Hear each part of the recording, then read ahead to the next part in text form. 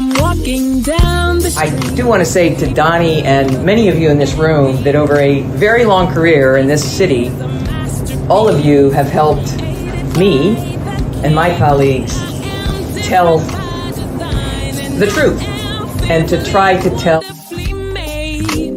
I may not look like you and you me, but my head up. I'm from South Carolina, so I just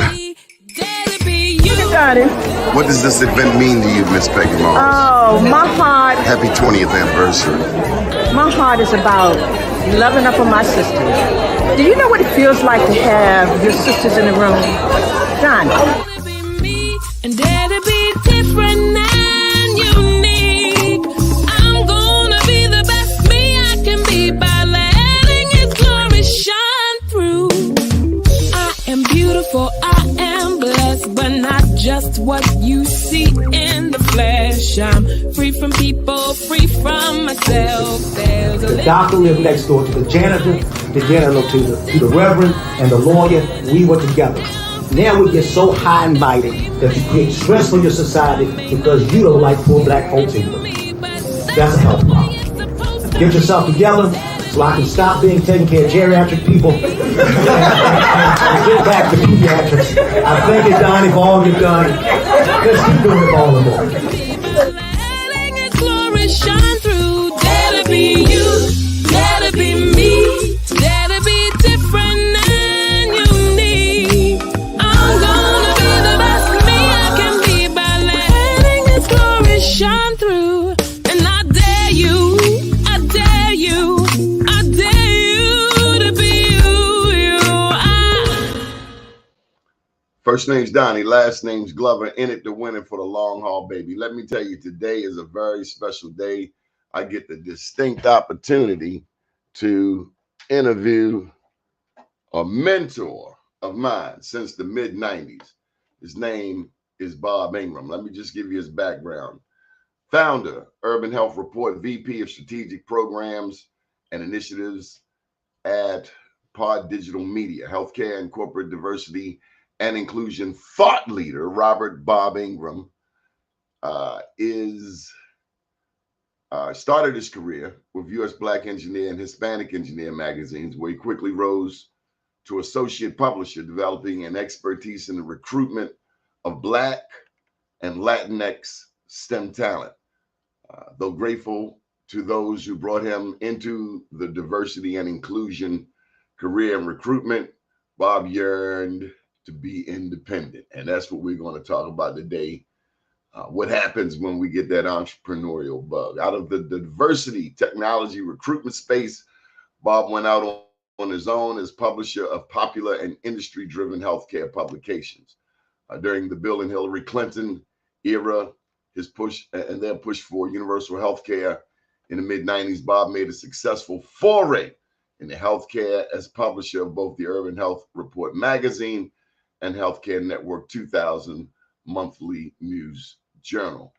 Now, we could go on and on for days because he has one stellar, but let's just give you this. Among his many accomplishments, Bob is proud to have been chosen by the Society of Human Resource Managers as one of America's top 100 diversity and inclusion thought leaders, each of the only 2 times the recognition was bestowed. Bob has continued to add value as a productive consultant to the industry with key organizations and brands like Diversity Best Practices, Working Mother Magazine, Uptown Media Ventures, and Vibe Magazine. From the spring of 2017 to 2020, Bob continued as a mainstay contributor and innovator as a senior vice president of strategic initiatives and programs at blackdoctor.org.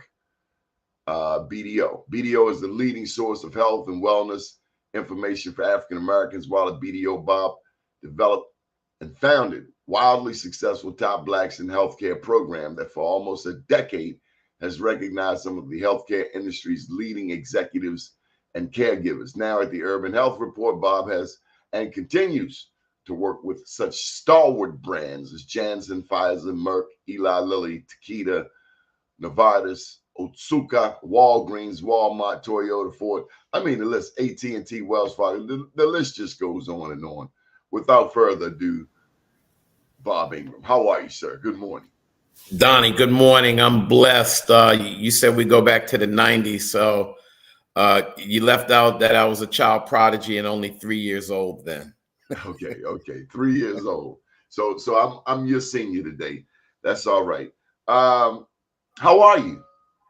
I'm blessed, Donnie. Just feeling really grateful today.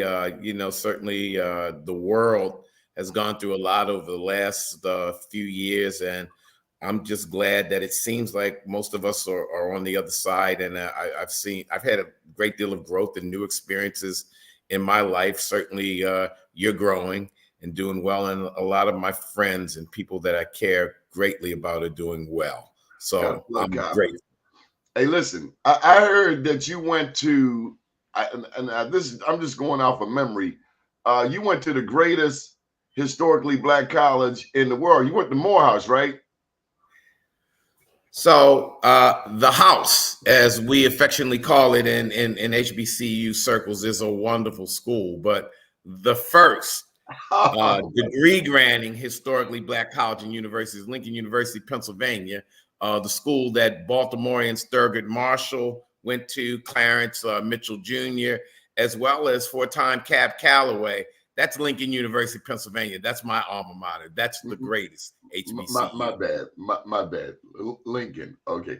I thought about going to Lincoln. It was the first HBCU outside of Baltimore that I considered way back in the early 80s. Okay.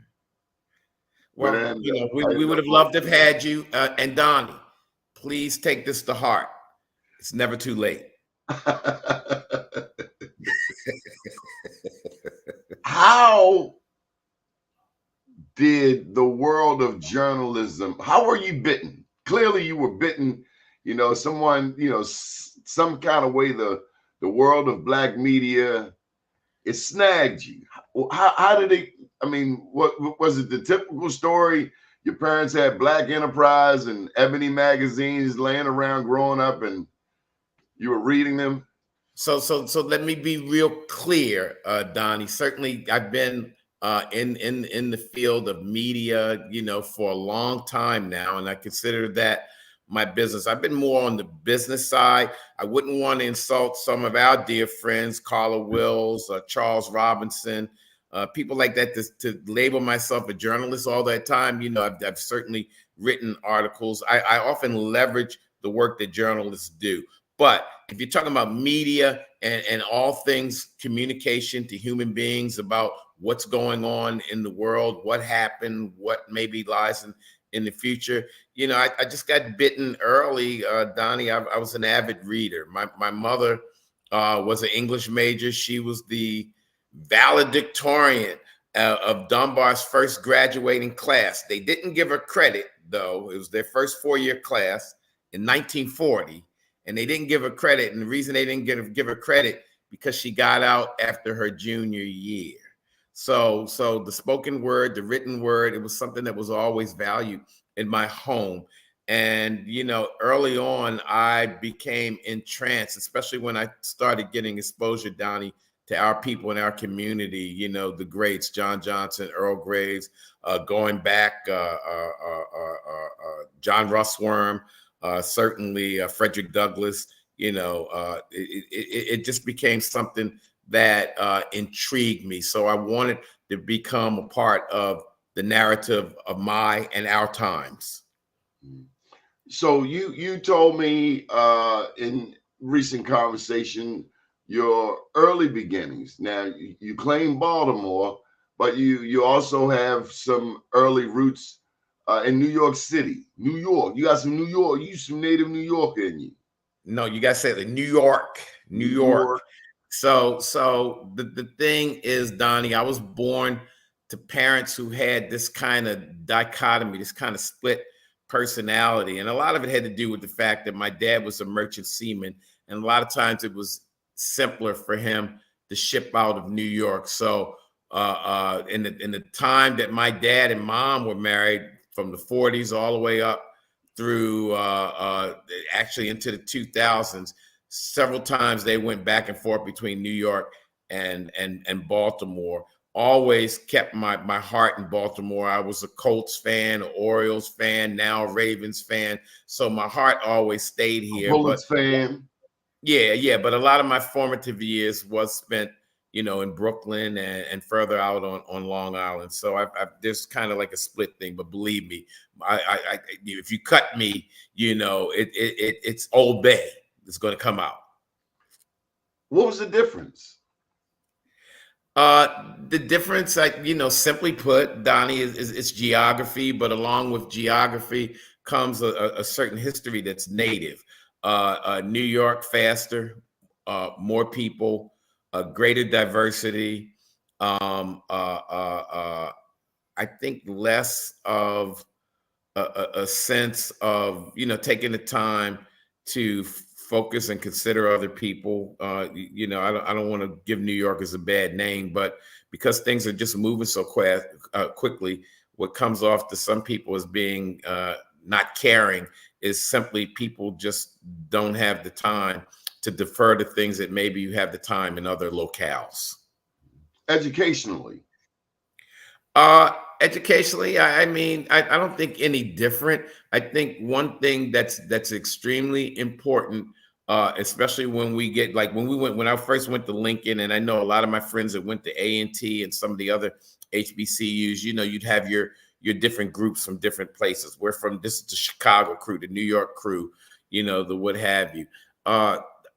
Donnie, for the most part, the majority of our people, our roots are in the South. Our roots are in the South. Even in New York, most of the friends that I had, a lot of them in the summertime, they go down south because that's where their people live. That's where their heritage was. That's where, believe it or not, often they owned land. So New York media, what's the connection? Black media in particular.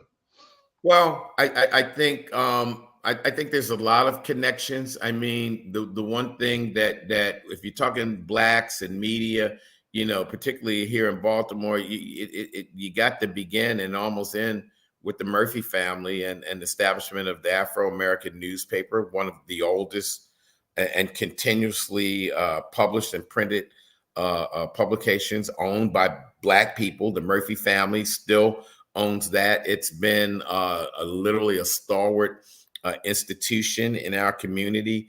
New York, that companion paper would be the Amsterdam News, and all of the Black newspapers belong to an organization I know you're familiar with. Our friend, the good Dr. Ben Chavis, is the executive director of the National Newspaper Publishers Association. So, difference in locale, but no difference in terms of the treatment, the coverage. And, I just have to really emphasize, Donnie, I really admire your consistency and the fact that you've stayed independent, the fact that you've stayed in this business, because at the end of the day, we are losing more and more voices, of our story every day. And when we don't have people like Donnie Glover, when we don't have the Murphy family, when we don't have the John Johnsons, the Earl Greys, and luckily there have been people that have carried on in their legacy, our community loses something because we lose the ability to tell our story.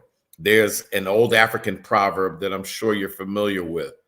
It matters who tells the story, the lion or the hunter. I went back to Morgan.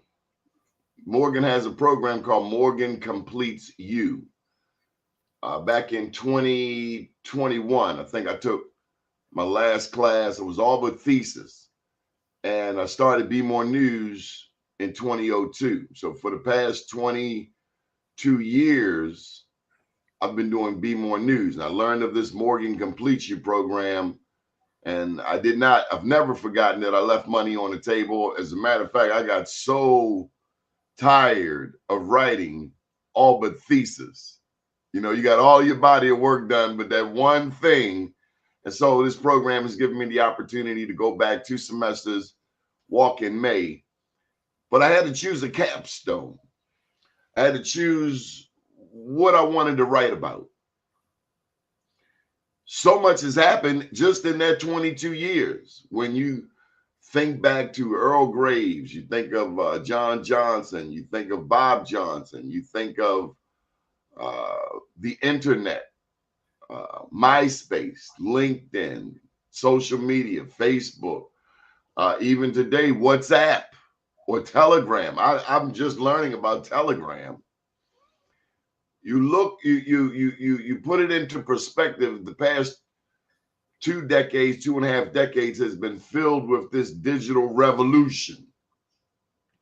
You mentioned last night at Black Wall Street Towson, maybe it was Mark Booker, how Ebony went from, and I'm not sure the size that you would call it, but it went from a large publication, and over time, as we saw with the Baltimore Times locally, even the Afro, the paper gets a little smaller, and slowly but surely, the print, not just newspaper, but the print industry worldwide, Black, white, Latino, Asian, is modifying, it's changing. This new technology is coming in.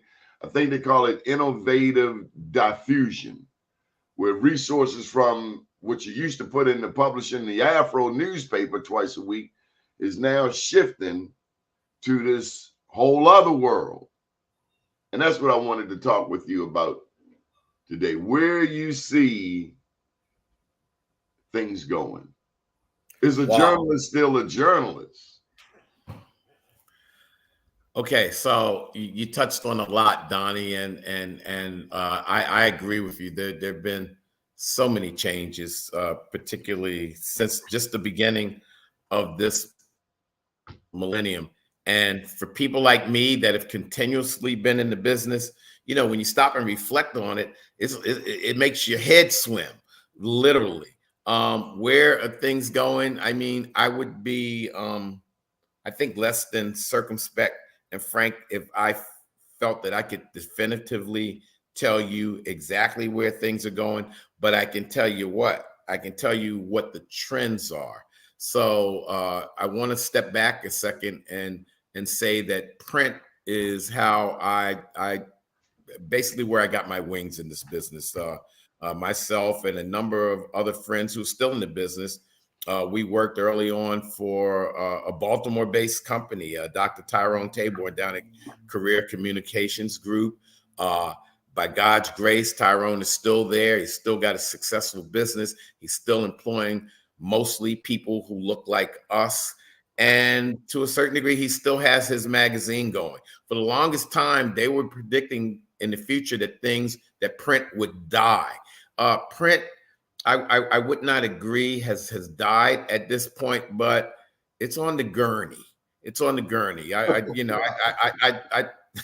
literally, you know, would tell people, look, I got ink under my nails. I even worked for a time for a Tribune company down at the Sun paper. So, you know, I've got a history as well as a practical, experiential base, you know, in that. And even then, at the turn of the millennium, I worked with them for about a year between 99 and 2000, and things were extremely volatile at the time.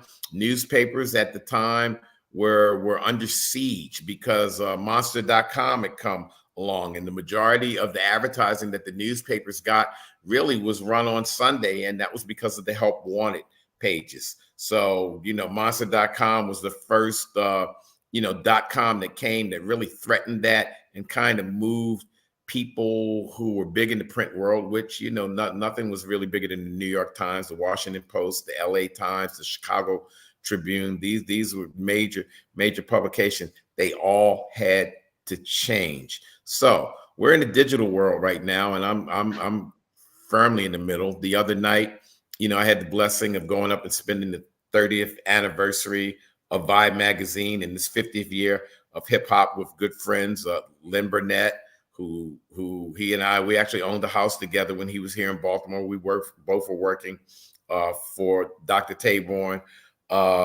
Keith Clinkscales, who also worked there. And these are guys that started Vibe. And, you know, at the end of the day, you know, Vibe is no longer here. It's probably the most successful publication, print publication, that from a slick, glossy magazine standpoint in the 90s. The only thing that was more popular was, or that had more advertising success, was George Magazine. And we know where that magazine came from. That was John Kennedy Jr. Where are we going in the future? Well, one of the things. I'm sorry, I missed that. George Magazine, John Kennedy Jr. was the publisher, and probably the major reason why that was more successful in terms of the advertising revenues that they were getting, because it was John Kennedy Jr. And sadly, his dad had to be assassinated for him to have the level of notoriety that he did. And George Magazine. George Magazine. Gorge. Yeah. George, as in George Washington. As in George Washington. So where are we going now? Right now, everything is digital. And we have a generation of young people that have known just about nothing but digital in their rearing. And that's where they get their information. Information more often is not as long or lengthy or detailed. It comes in snippets and bites, and it's updated frequently. The thing that probably is challenging journalism, and where we can see, we're really on the precipice of a sea change in communications in general, and that's both from a standpoint of facts, news, and nonfiction, even to the creative end with movies, and you still got the writers' strike that's going on, and sadly, I hope that ends soon, and that many of our great and most creative minds, get back to work. But now we have the onslaught of artificial intelligence, and you've got companies like Chat GPT, and you literally can say, hey, you can speak into the program and say, hey, I want you to do a novel. I want you to do it in James Baldwin style. I want the protagonist to be a young African-American woman with no college, blah, blah, blah. And the next thing you know, this thing can literally spit out a creative story. And while that's intriguing, it's also a little scary, Doni. And it kind of says where we're going.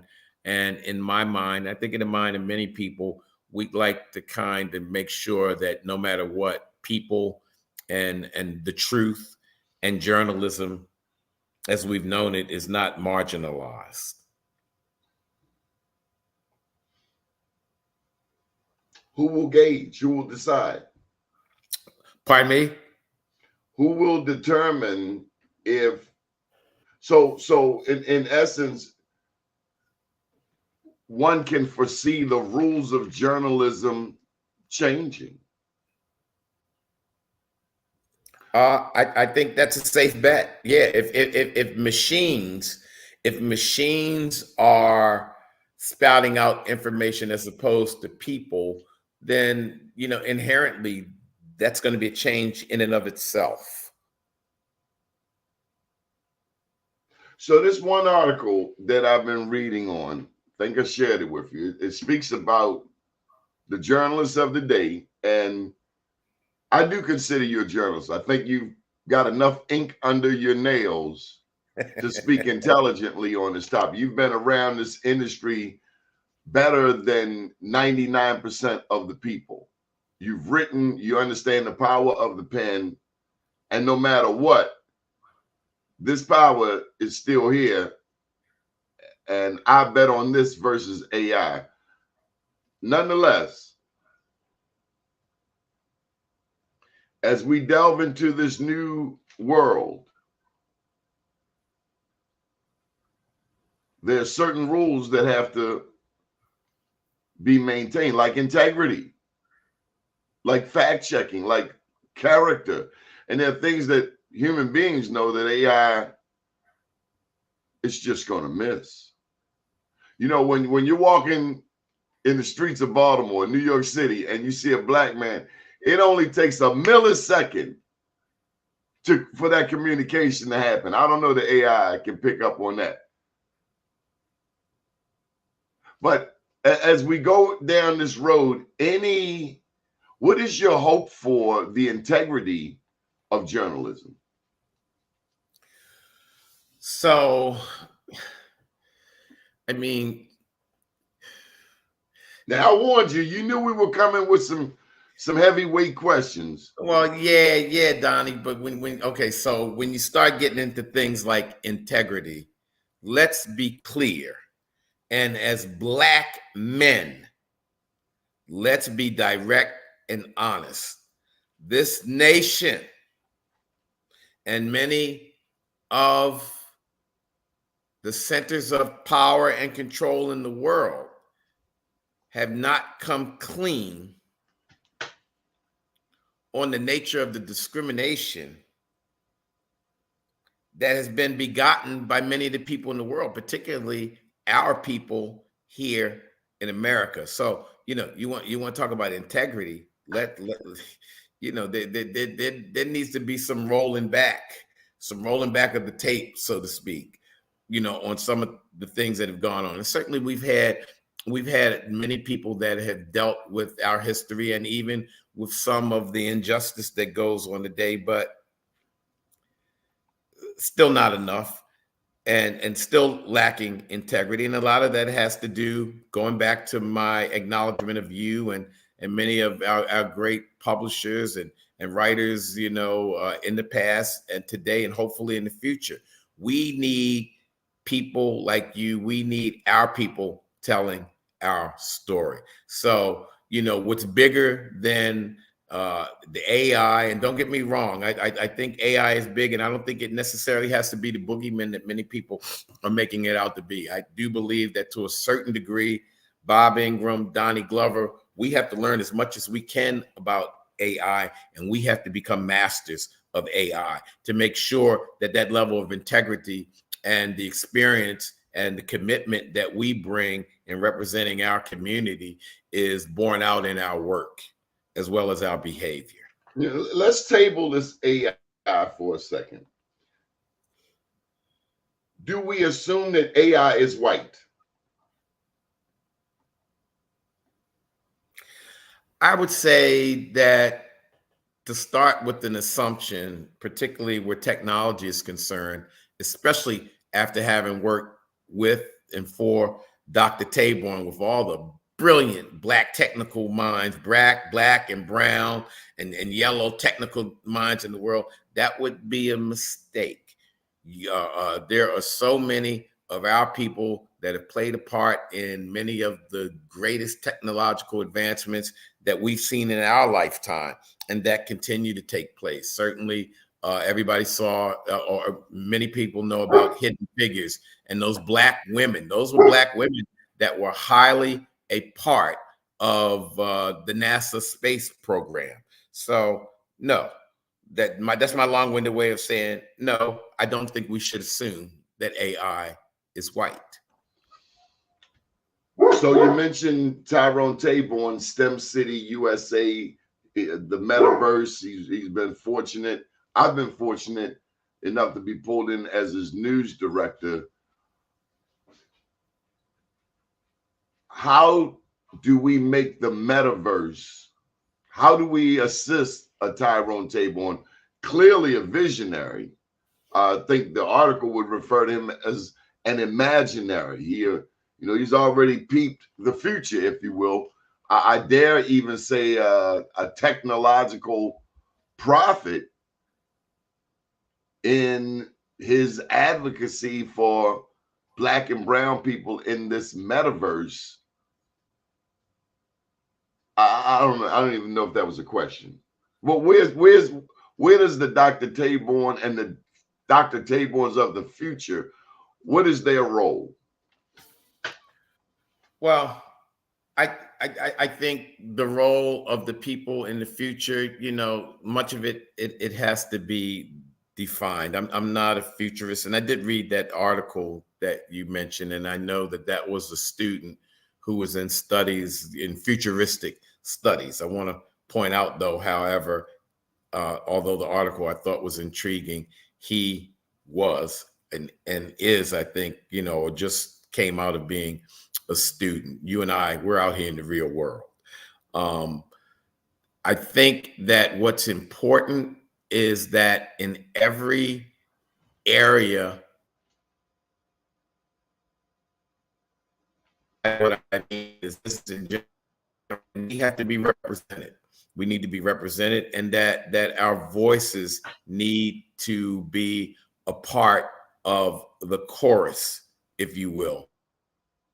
And what I'm saying in no uncertain terms is, I think a lot of that, Doni, begins and sometimes ends with the work that you and Dr. Taborn and those Butch Graves, up at Black Enterprise, and many of our stars. And don't get me wrong, because I've worked in many of these places, I know many of you guys intimately. I know that a lot of times you get beat up from all sides. Sometimes our community is pointing fingers at you. Other times, the quote unquote majority community. And then at the same time, you've got to keep the lights on, and you've got to keep your business in the black. But at the end of the day, we need our people in there telling our stories. That's where I know we have to go. The metaverse, all that other stuff, we're going to be represented as long as we continue to push. And you mentioned Morgan State University earlier. You mentioned Morehouse. I mentioned Lincoln University. We certainly have to continue to uphold the need for our people as much as possible to get an education. It really all begins. It begins and ends with that. We have to get an education. We get an education. There's a certain level of equanimity, if you will, that the universe is going to unfold to those of us that are prepared. If you look at the story of every great Black woman, every great Black man, they've often overcome enormous odds, but because of the combination of what I know you have, Doni, because you demonstrated their persistence, their vision, their stick-to-itiveness, their commitment, they overcame and they represented. And that's what we have to, that's the role that hopefully will take place in the future, as long as we do what we're supposed to be doing now. We talked last night about education, and you're pretty riled up about some things and about holding people accountable. And whether or not I or other people agree with our central perspectives or personal perspectives in terms of how to fix things, we need to all pay attention to education and what's going on with our children out here. That's a role that cannot be abdicated, particularly with the parents. We need to make sure that young minds are given an opportunity to think, not just to be called and pushed in a direction, but to think creatively, to think with freedom, to think with vision, to think without bounds. And I think, the future will take care of itself. I've got a sunny side world view, Doni, and with all the challenges and problems that we have, man is man, and I believe God. I can't speak for anybody else. I'm not trying to proselytize or anything, but I believe God, will make a way as long as we do the best that we can do within our own personal realm. How is it being a grandfather? Being a grandfather, I think it's one of the most wonderful things that's ever happened to me. Certainly being a parent, and I still remember, when each of my children were born, just a glorious, but also a foreboding and a scary feeling. I still remember my first child when he was born, and my wife was still in the hospital with him, and I'm home alone in bed, and I'm sleeping there. And I kind of got the covers, pulled up, all the way up to my chin. And I'm saying to myself, oh my God, I'm responsible for a life. So, now that I've lived long enough, and by God's grace, my children, they're all doing well. I'm just grateful. They're all doing well. And now that these grandchildren come along, it's really, Doni, it's amazing. It's amazing. My 15, my youngest, Leo, he was like not even 15 months, just starting to really walk and get around. And he's sitting on the couch, and I'm dazing off. I'm watching basketball, and my son's on the other end of the big couch, and he's in between us, and he's on, the PDA, he's on, the iPhone, and he's just doing things and everything. I woke up and I turned over. I said to my son Jared, I said, Jared, what's he doing? And Jared said, my son said, what's it look like he's doing? I said, it looks like he's scrolling, like he knows what he's doing, what he's seeing, what he's reading, what he's playing. He said he does. So what's it like being a grandparent? It gives me so much joy and gratitude. It gives me so much hope for the world. It makes me happy. It makes me joyous. It's one of the greatest. It's the greatest feeling in the world right now for me, being a grandparent. And I think about them often and constantly. So thanks for that question. Well, I'm not finished with you. So we were talking about AI, this whole digital world, the new platforms for news delivery. You said something last night that took me back. We talked about the look that your parents, that my parents gave us when we fell out of line. Sometimes it was a look.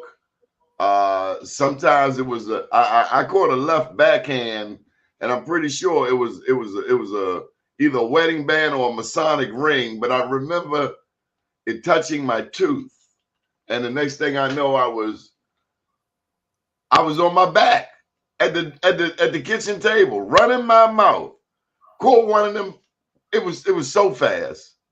Ali had nothing on Pop's left. It was just like today that would be considered something different. Assault, abuse, arrest, bail, lawyer, charges. You will not go to work Monday. How has parenting changed? Okay, so you just invoking so many things that pop into my mind and memories, but I want to acknowledge my good friend, you might know him, Rob Morton, who I've worked with in the past, a great photographer. He was talking about where education is concerned, we don't have to just get ready, we need to be ready. And I think that's what the conversation was last night. Doni, you had a great group of people together, and each of us had our own perspective about what's going on today, and in the workplace, the challenges that you feel, the challenges that we're getting in terms of just getting the work done, especially as entrepreneurs and hiring young people, and the kind of attitudes that sometimes they have, and sometimes there's a lack of respect. And it took us all back to that conversation, man. I immediately thought about my mom. I thought about being, I don't know, maybe I just turned 13 or something. And, what the old times used to say, got to the age where I was smelling myself. And I in between, something that I was expressing my point of view, all of a sudden, it was like I was in outer space because I saw nothing but stars. So, I don't know. I want to make sure I'm direct. What's your question? We grew up in an era where our parents, we had fathers. You were blessed with a father. I was blessed with a father. I look back in retrospect, I was one of the only kids in my neighborhood with a father, let alone a father who understood the significance of travel. My dad would say that travel is the best form of education. So I could, my first trip to New York, I was about 10, to Brooklyn, Florida, I might have been 12 or 13, Disney World. It's a different world today, particularly in the Black community. 70% single mother households. Marriage is at an all-time low in the Black community, where we used to be the most married group, demographic, ethnic group in America. So much has changed. Single mothers, mass incarceration. We represent 13% of the U.S. population, yet we comprise 40% of the people incarcerated in a nation that incarcerates more people, almost as many people as China, a nation 5 times as large. in terms of parenting, your father, my father, your mother, my mother, their job was to put the fear of God in us, because they knew if they didn't, they left it for the 5-0, the police, and the CO, the correctional officer. Now we have people who have never raised children telling your daughter, your son, how to raise their children. The game has changed. Has parenting changed? I would There was say corporal punishment back then. We understood. Punishment back then was you can't go outside. Punishment today is you have to go outside without this. you're laughing because my youngest, if I ever wanted to, put him on timeout, I'd just take his computer and just send him outside. He didn't want that, and he didn't want that at all. I want to season the temper of this discussion, Doni, a little bit by saying this. A lot has changed, but a whole lot hasn't changed. So what am I saying when I say that? What I'm saying is this. Parents, for the most part, still are responsible for their children. And I see a great deal of responsibility exercised in our community and even in my family. I think my daughter does an incredible job with my granddaughter. And she's the custodial parent. But for the most part, I think she's doing an incredible and a responsible job. I think what has changed more than anything is society, technology. I mean, I was watching a program, talk show yesterday, and it's a fact, man. A lot of the young people, they don't even really know how to be in each other's presence and communicate directly with each other. A lot of times they're more comfortable, sometimes in the same room, sometimes in the next room, texting each other. So there's a lot of things that are subtle that I think we need to be aware of. Where we need to exercise, I believe, authority is we need to understand the impact that technology is having on our children, and that ultimately what, to me at least, is paramount in terms of human interaction and interaction with levels and people who should be respected. It's the one-on-one, it's the hand-to-hand, it's the woman to man, the man to woman, the child to adult interaction. And I think we have to be cognizant of that. And as much as possible, we have to put technology aside and in its place. I think it's important. I think you mentioned something about your dad taking you guys places. I still remember my parents just one day just telling us, hey, we're going to Coney Island. And we spent, a whole weekend with our parents, and, nothing takes that place. And I know a lot of times people will do, it's just good. It's just good to spend time, time. I want to emphasize that, Doni, time. If I've got any regard or respect with some of the people that I know and love dearly, that are friends that I've interacted with either in my alumni association at Lincoln University, or some of the people that are colleagues, in my jobs, or some of the organizations like Black Professional Men, it's because we spent time together. We spent time. And then sometimes things, not maybe the best things, happen, and you need to put everything off to the side and let somebody know that right now, you're going to defer to them, and that they're, if not the most important thing, one of the most important things in your lives. A good friend of ours, lost his dad lately, and he's somebody that I haven't always seen eye to eye, but he's been there forever, and he's shown himself to be a great husband, a wonderful father, a good friend. And I hope he wouldn't mind me saying this, but Edwin Avent lost his dad recently. And when I heard, I just had to stop everything and contact him, because I know the type of person he is. He's a person that spends time. And at the end of the day, all of our time in this realm is going to run out.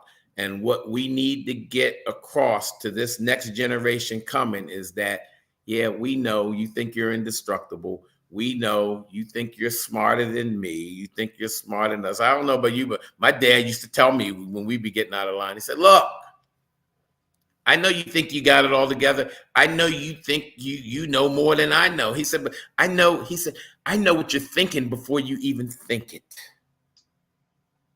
You hear me? So my dad was a little more direct. He said, you will never be smarter than me.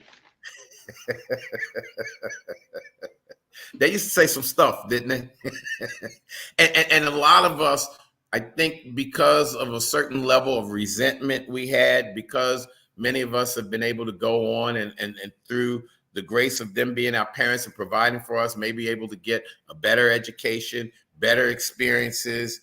You know, we kind of gotten away from a lot of that old fashioned. I don't know. They got a better, I don't know. I think my dad, he went to Douglas. I think he got a better education than did I. I just think he did. Well, Douglas as a high school has turned out some phenomenal people. So has Dunbar. So has Edmondson. Baltimore, you know, we don't give this town enough credit for the foundation it's given a lot of people. And yes, there's a Polytech. Come on, Poly City. You know, these when in the realm of America and public education, Baltimore has had some of the great and still continues to have some great institutions. You know, I spend a lot of time in Chicago, and Chicago's a funny place. You know, a lot of places they'll ask you, well, who your folks are, or what neighborhood you grew up. In Chicago, the first question is always what high school you went to. And if it wasn't the right high school for the person asking, the conversation was over. So I don't want to minimize high schools. High schools are critical. They're important. And for that reason, Donnie, and I said it last night, instead of sometimes, and I've been guilty many times of me and some of us pointing the fingers at what maybe the teachers aren't doing, what some of the parents are, we need to get in those schools and do whatever we can to show those children and students and young people that we care. So let's go back to Edwin Avent and when we rendezvoused at Baltimore Collegiate School for Boys opening day. The last day we saw another brother, Reggie Haysbert. Take me back to that day. Take me back to how important that day was, is, and will forever be. Well, because you mentioned Reggie, you took me to another level, Donnie. His homegoing is today. Yeah. Is it? And where and what time? It's on bmorenews.com. Just give me a moment here. Okay, I'll find it. But because you mentioned Reggie, I think I need to share, if there might be some people listening and hearing for the first time. 2 days later, he was hit by a car out in Owings Mills, not far from where I live, and he's no longer on this side of Jordan with us. He died, and it's funny. I hadn't seen Reggie in years, and those people that know Reggie, he's always a quiet-spoken man, a gentleman, a man who always has a pleasant countenance about him, and somebody that I don't ever remember Reggie speaking ill of anybody, but also a man who followed in the footsteps of a great father. His dad, Ray Haysbert, was bigger than life, and he was a mentor to me, and he spent a lot of time with me, and I could always reach out to Ray. And Ray had run a big company. Ray was doing big advertising on Madison Avenue. Most of us didn't know what that was. He was also a Tuskegee Airman. You know, he was a lot of things. And it's funny. And I said to Reggie, wow.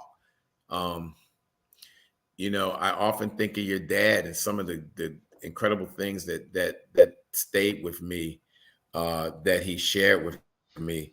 And guess what he said back to me, Donnie?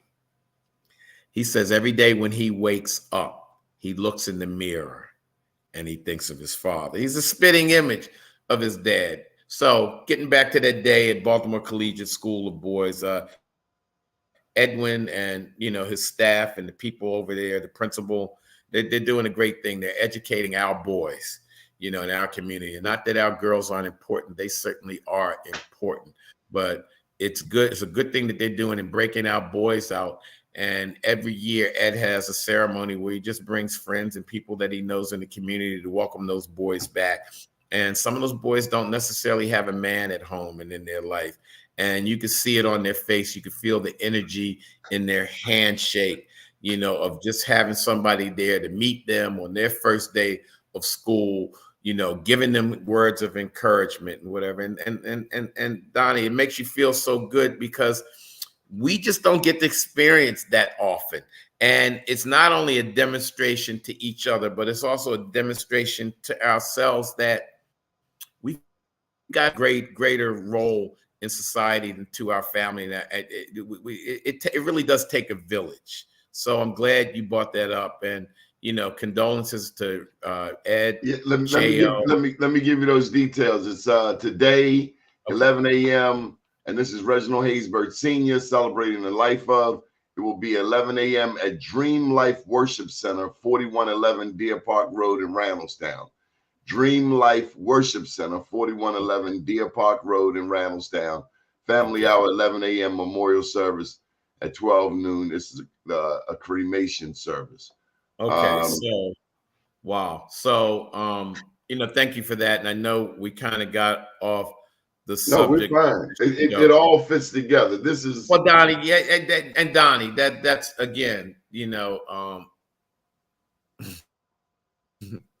don't need no compliments, but I believe in giving people their flowers, man. You've been just a gift to Baltimore and the community because, again, you recognize people, you interview them, you keep our minds and our focus on our hometown and everything that's going on here. You're opinionated, but God bless you for your opinions, because at the very least, it causes people to think and it challenges them to kind of figure out, what's their perspective on something. And I think, the first thing that has to happen with people in order, to get things together when they're not together is we have to identify issues and problems and challenges. So, just really grateful to you for that, and grateful that we can recognize that, this fabric of our community is just so blessedly rich, and it's the individuals like yourself that are gifts to the community. Well, I'm gonna give it right back to you, Bob. You remember when I was struggling with the rocks, the dopes, and the cokes? I don't know what that means. I'm afraid to ask. Drugs. Oh, Doni. And you did not look down your nose at me. You gave me, I'll never forget that day, maybe 24 years ago. I'll never forget that day. It was right at a turning point, but I was struggling, and you would not let me fall. Doni, to God be the glory. To God. We've come this far as a people by faith, man. I'm not going to take credit for anything. I thank God for you. I thank God for my sobriety. I thank God that I've got a level of consciousness you could have said some messed up stuff on that day that might not have been a help, but you didn't. And it was what I needed to hear. And God used you that day. And I've learned to help somebody else. Well, that's interesting. And I thank you for that recollection, Doni. I don't even remember, but what I do I remember is that my self-esteem, the curb was a skyscraper. My self-esteem was lower than the belly of a worm. And you're like, come on, man, we got this. We still got more work to do, Doni. Doni, we still got more work to do. No question. So I just want to encourage anyone that's listening that needs to get in contact. You do this on LinkedIn. I'm in LinkedIn, and my phone number, my contact information is in there. Get in touch with me. I'm on, by God's grace, I'm on his journey. So anybody that comes across or reaches out to me today, I'm just open because I'm grateful. I'm just grateful. So anything I can do to support or help anybody that comes to me, believe me, I'm going to work hard to extend myself. Okay, so one last question, because I have to do my journalistic due diligence. Going back to this topic of media in the future, what my capstone is on, the topic I'm looking at is entrepreneurial journalism. As newspapers are dying, this new technology is coming about. And this topic, it was always the business side over there, the editorial side over there. But now they're quickly becoming one with people like me, people like you. You're both the publisher and the entrepreneur. Any advice moving forward?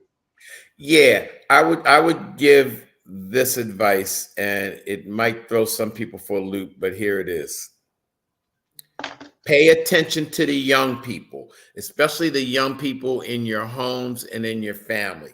They already get it. I see my little granddaughter. She's only 12, and she's constantly TikToking.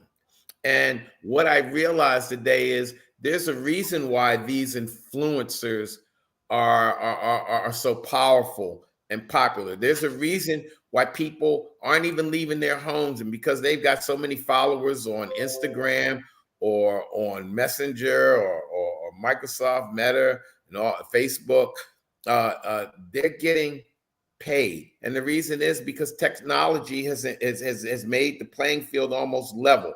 And that if you've got a message, that can elevate and help somebody, how to, you can put into Google anything, how to make a deviled egg, if you don't, and you'll get it.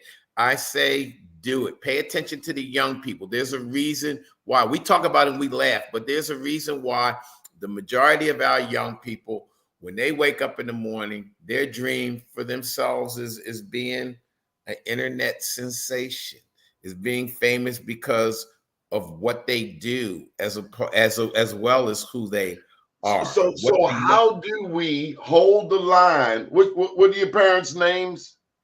Dorothy and Robert Sr. Dorothy, Robert Sr., Doc and Lily Glover.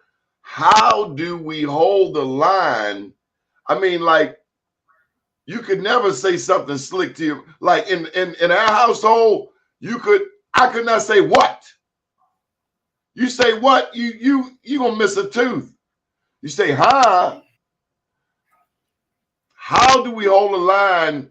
Honor thy father and thy mother. Honor thy father and thy mother, that thy days may be long upon the land which the Lord thy God. How do we hold the line? By bearing our responsibility, Donnie Glover, to pass the information on. I've not done the best job in passing on the virtues and the wisdom of the elders. We come from a group of people that the elders were everything. And that when you were in the presence of the elders, the presence is undergirded by respect. Speak when spoken to. Yeah, but again, we have to work hard to push past the technology, as I mentioned earlier, and some of the things. And I don't think I've been the best storyteller. In marketing or Madison Avenue, everybody's talking about storytelling. Nobody tells a story better than us and our people.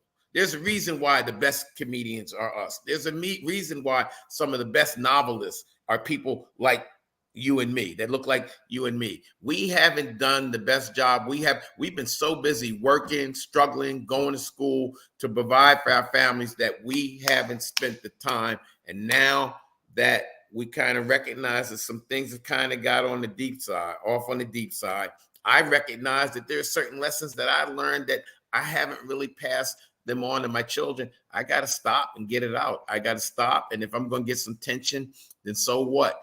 I'm going to get tension. No, you're going to listen to me. You're going to listen to me today. Today. That's not how we do. That's not how it's done. That's not what your grandmother would have tolerated. You don't let anybody talk to you like that. Ashe, Elder. Thank you. God bless you. Love you dearly. Love you, big brother.